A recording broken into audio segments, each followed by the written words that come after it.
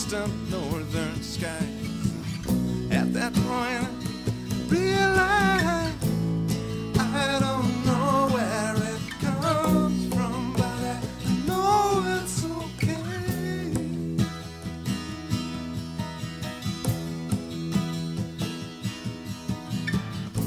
If this is all an illusion, then I'm willing to play.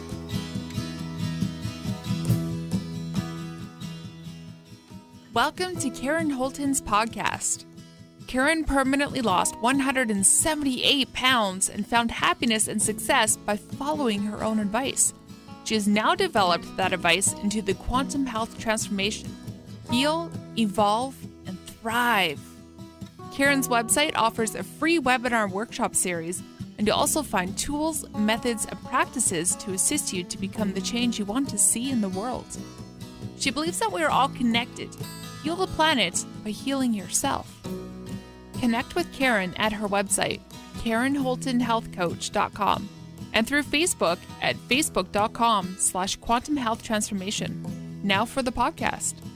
Today, I want to talk about the concept of rejection and how rejection has brought me to some different kinds of understandings, and how rejection has really been a wonderful, wonderful experience for me in the long run.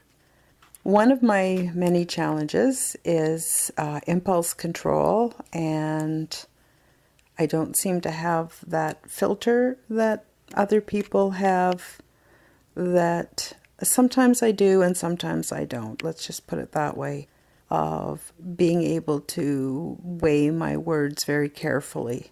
The only way I can really do that is if I know a situation's coming up and I spend time meditating about it and thinking about it and weighing my approach so that I can be as diplomatic and as face-saving to the other person and to myself as possible.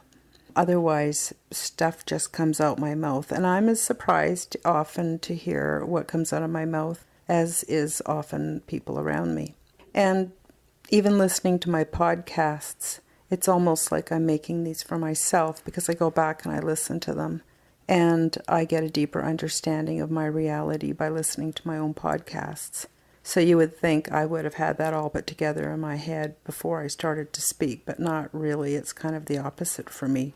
Anyway, that being said, it presents some challenges socially for me, and people often jump to conclusions regarding my intention and my ability to control the way I communicate and interact with other people.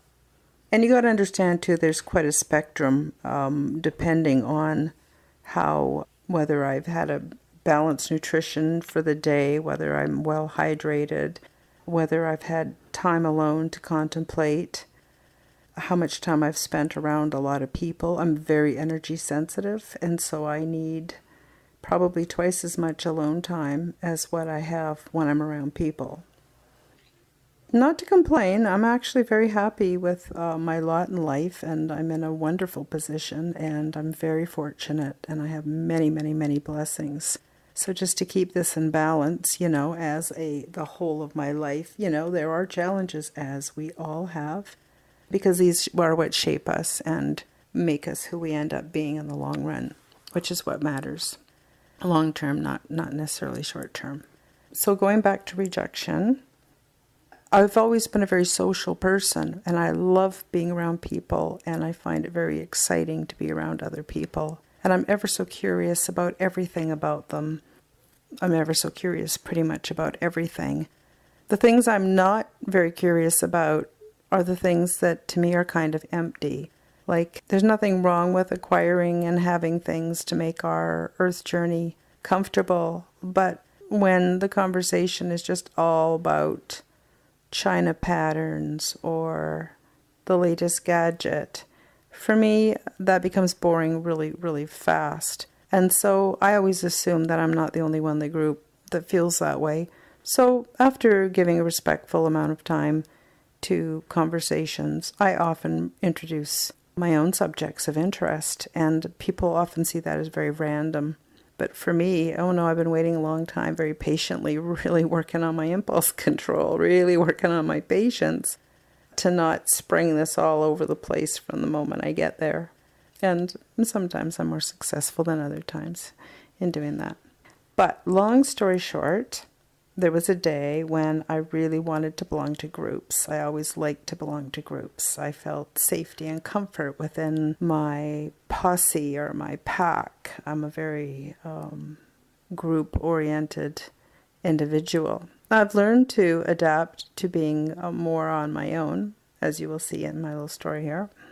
But I noticed what often happened was tension would build within the group. Often my perception was different than the more powerful people or the more influential people within the group or the people that could sway.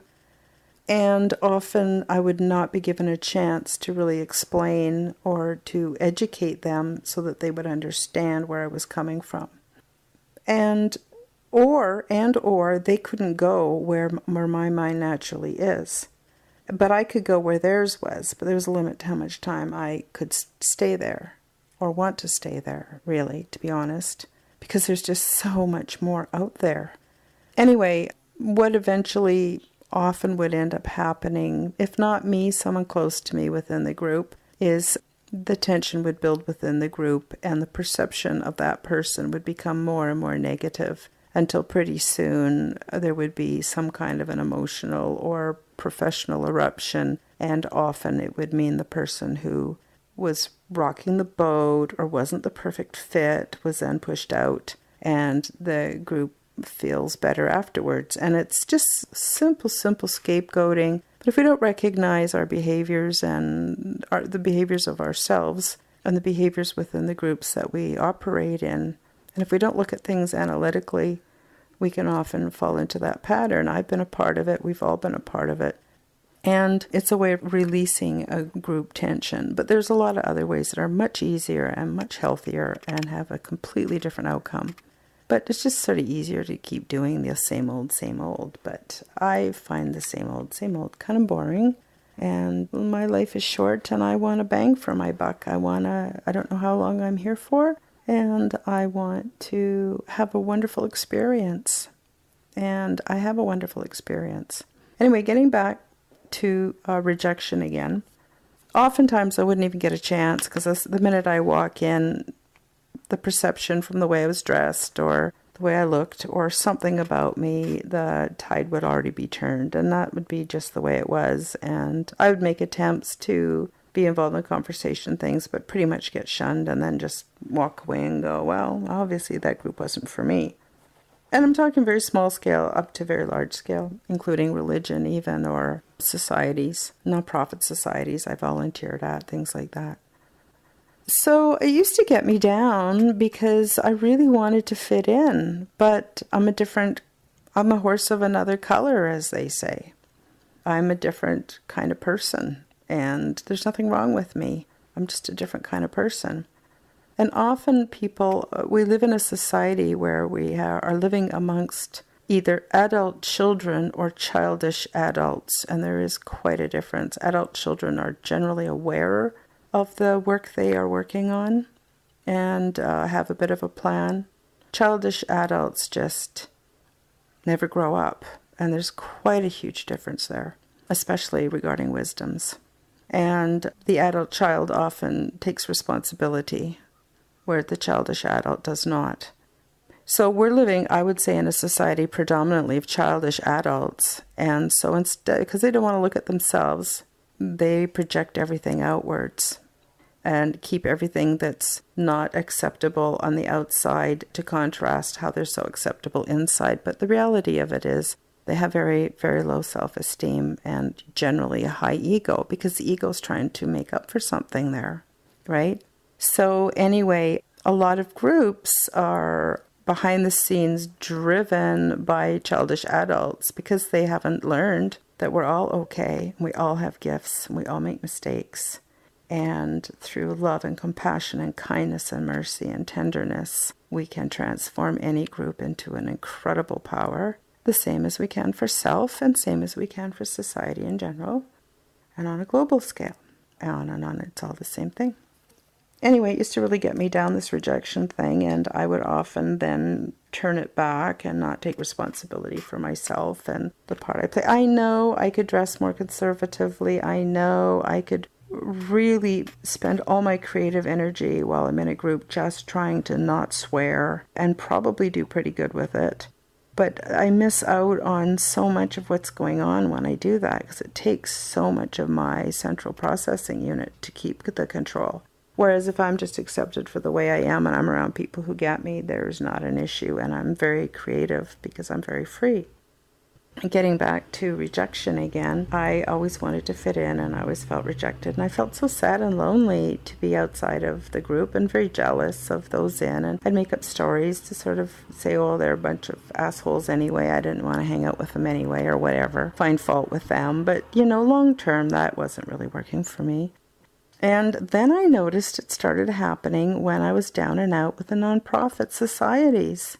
And if you've listened to my other podcasts, you've heard me make reference to the victim triangle. The victim triangle is not just internalized inside of us through years and years and years of believing in it as the only option, but it's also manifested in society and amongst charities and amongst nonprofits. And again, as above, so below. It's all through every layer. It's all there, unless we choose to step off and do something differently.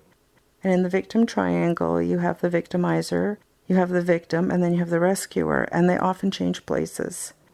And it keeps everybody's minds extremely busy, but it's very counterproductive, and it just doesn't work.